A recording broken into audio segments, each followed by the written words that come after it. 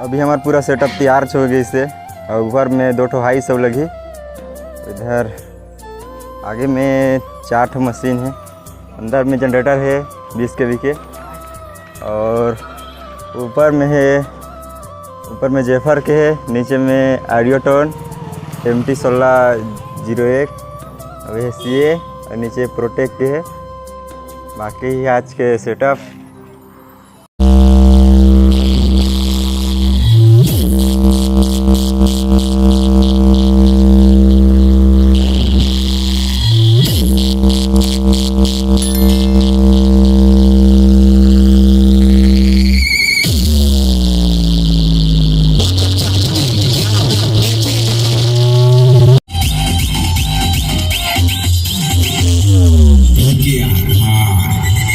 जय जोहार संगवारी हो। तो स्वागत है आप मन के अपन यूट्यूब चैनल राजा अंबिकापुरिहा ब्लॉग्स में।